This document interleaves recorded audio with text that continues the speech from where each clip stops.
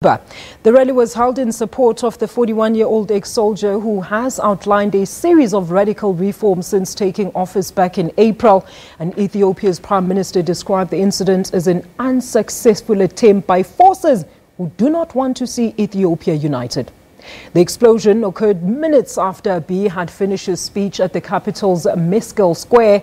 Abiy stunned Ethiopians this month by saying he was fully prepared to implement a peace deal with Eritrea signed in 2000. The move is seen as an attempt to end a two-year war between the country and its neighbor that devolved into a standstill that resulted in a military build-up by both countries.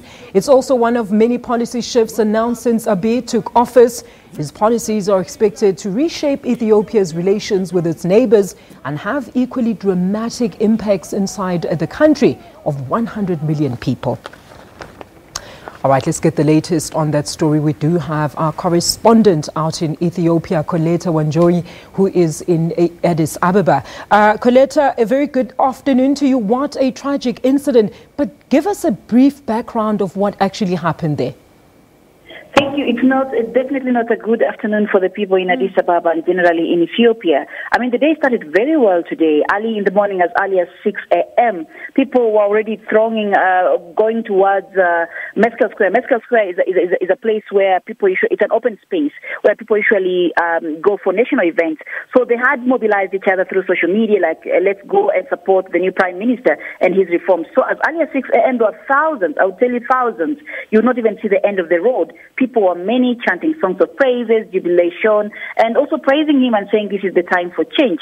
So right after around 8:30 a.m. our time, East African time, he appeared. Dr. Abiy Ahmed appeared, greeted people. He was wearing a T-shirt of Mandela, of Nelson Mandela, and with Nelson Mandela's arm in the air.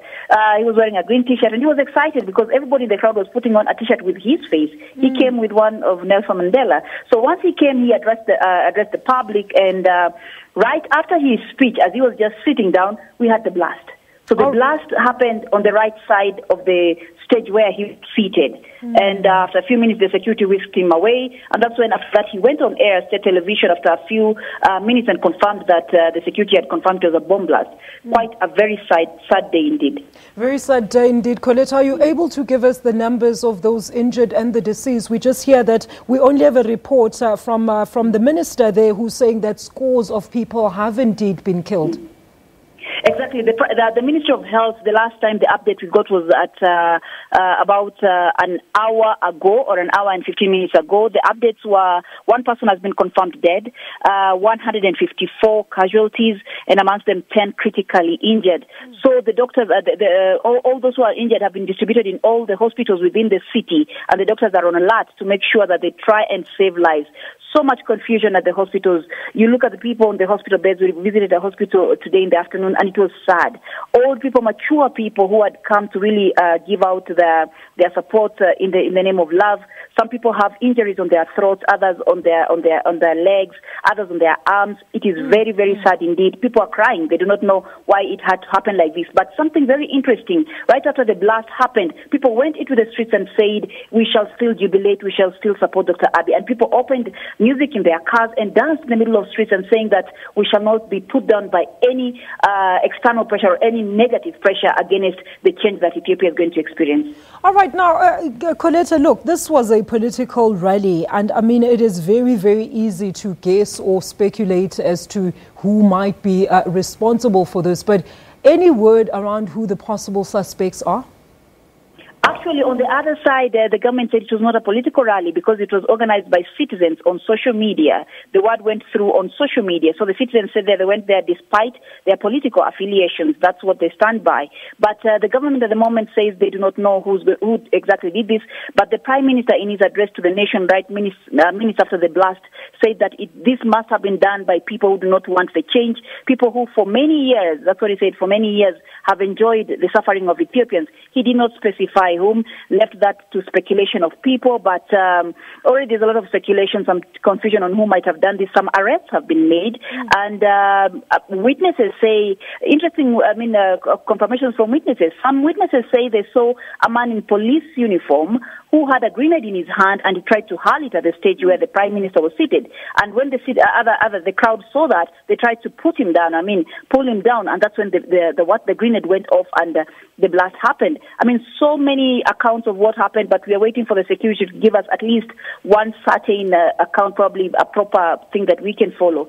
But that's the situation, my sister. All right, now, Corleta, I'm not sure if you've heard, we've just been speaking about another blast here in Bulawayo in Zimbabwe. I just want to know, we heard from our reporter in Zimbabwe, he said the state police have literally taken over that rally because you cannot even access the venue anymore. How are the relevant authorities dealing with this matter there? Has it been, is it okay now, basically? Yes, actually, the Meskel Square, for those who've been in Addis Ababa, the Meskel Square is right by the road, right by one of the main roads in the city.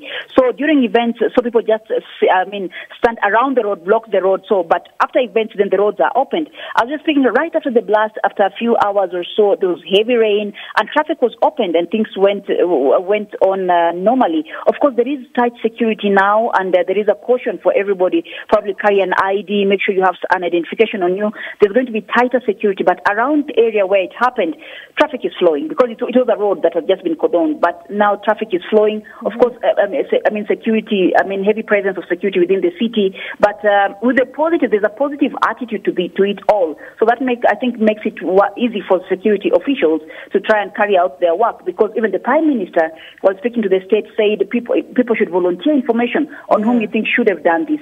So we have tight security. You can't really feel it in terms of presence, but we just have to know that there's plainclothes in the crowds, a lot of intelligence going on, and but the Prime Minister has assured the people that nothing will cow him down and security will be assured. Corleta, as a parting note, maybe let me ask you this. How are the political tensions in that country? Because we understand that since, of course, your incumbent president took office back in April, there has been quite a lot of political tensions that could have possibly led to this blast. Yes, that is very interesting because something very interesting as this event was, this demonstration for the Prime Minister was being planned here. There was another counter demonstration in the northern part of the country. The northern part of the country has the tribe, because some things have gone tribal now, has a tribe that had taken the rule for over 27 years. So you see, the party that ruled there was associated with a certain tribe in the northern region. So they demonstrated a few days, I think 2 days ago, against some of the reforms that the Prime Minister is making here. And that gave people morale, those who support Dr. Abiy Ahmed, to come to the streets today. That's why they came in numbers, to show the people in the northern region with their party that we are supporting this person here. That has brought, it is a big rift. The political issue is a big one, because now Dr. Abiy comes from a different political party, which is a coalition of the National Party. But now it is a big war. The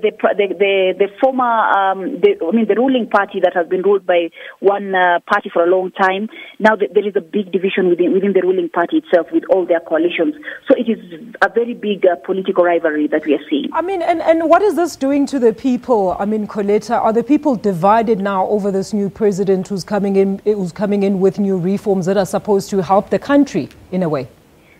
Yes, people are divided. But the majority are for him. You can tell from the vibe in the city, from the social media, from what people are talking. The majority are for him. It's just the tribe in the northern region, from the party that was called TPLF from the Tigray region, that have some resentment. And the other people who support Abiy say that it is our time. You guys, squandered the country for 27 years. Yeah. So it's not the time for the Tigray in the northern region. It is time for the other parties. Other tribes in other regions. So there is a division. There's a division. It is well cut out. To such an extent that the Prime Minister last week, when he was appearing before Parliament, warned people and said, kindly, do not take the tribal issue. People who are in the party, for example, in the TPLF, does not mean that all the people from that tribe are bad people. Kindly, let's differentiate between the party and the people. But people are having a really hard time to make that differentiation. Maybe, Corleta, talk to us about the events after the blast now. Has there been extra security? Are you seeing more police authorities on the ground patrolling the streets? What's the situation like now? Yes, we can see the police all over the city. I mean, they have every presence, as I said, nothing intimidating. They're just doing the patrols and all that. And I'm sure, and we are told many more intelligence guys in their plain clothes, normal clothes. There is a lot of security. In the hospitals, we visited hospitals today in the afternoon, and in the hospitals, there are very many security police officers there. Remember, an allegation has made against a police officer to have been the one who hurled the grenade. So the police officers are also keen to make sure that they're getting accounts from the witnesses or from the patients who can speak what really happened to try and understand. So there's a lot of intelligence going on, a lot of investigation going on, and probably with time, probably from tomorrow, from tonight, we are going to be hearing more arrests. Different government officials are supposed to brief the media on different issues, but on the aspect of security, I think it's going to be a very keen thing. We're expecting to see developments in the coming days. Absolutely. Corleta, let's leave it there. Thank you so much. Keep following this story for us out in the Horn of Africa. That is SABC correspondent in Addis Ababa in Ethiopia, Corleta Wanjohi, and she was talking to us about a blast that killed scores at a rally today.